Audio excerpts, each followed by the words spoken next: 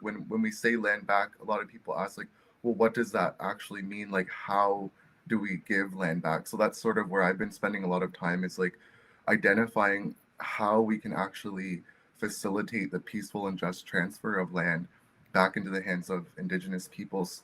And for me, I think it's like getting to the heart of why as well. Why do we need our land back, right?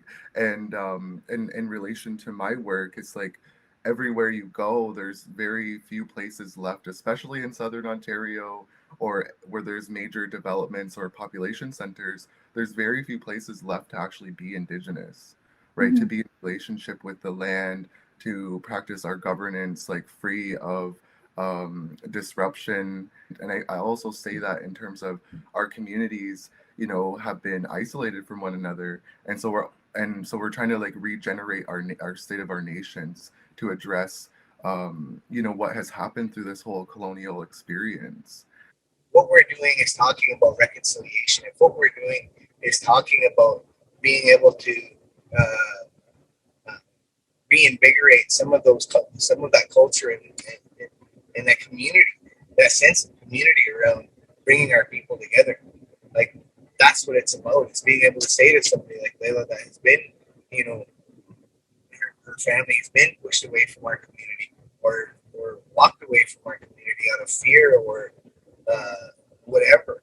And so like that code of shame that she was talking about, like those are the things that we are looking to strip away with the land back movement by saying, you know, we need to be able to say to everybody, welcome home, come home, but we need to be able to have land to do that.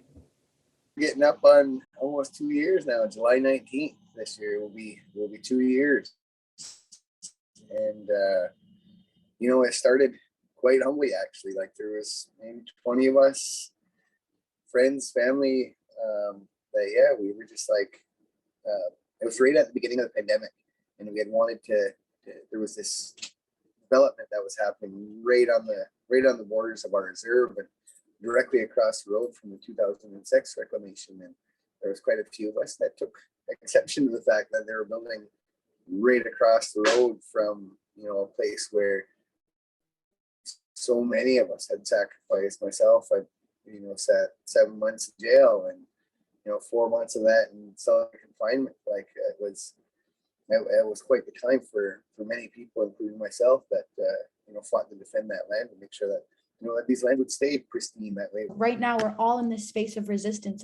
And what do you feel? You don't feel grief. No, I feel empowered. I feel love. I feel like we're unstoppable. We're going to get that land back. We're going to get that water back, our culture back, our ceremonies, right? Especially when we have mentors and role models. I'm 23 years old, and I came back home because of 1492. I saw what was happening in my community, and from there, I can never leave. It's stuck in you, and it's just something that's innately in you. For me, land back is kind of like the continuation of Indigenous resistance to colonialism, you know, enacting our, you know, self-determination, our jurisdiction, and our care for the environment. We do still need that solidarity. We do still need allyship.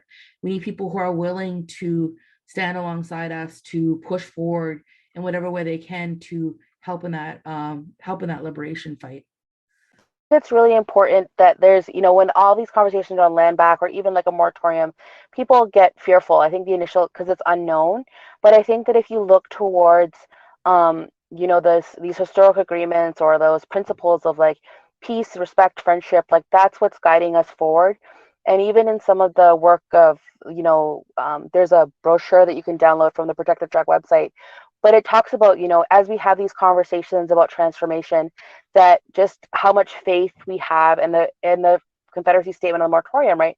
We have faith in Canadians, we have faith in settler people, that you're good people who understand what's just and fair, and that you're motivated to be a part of this conversation and to participate in it because you know what's just and fair, and that there's that faith in that relationship that's necessary for that safety and for those principles to be upheld.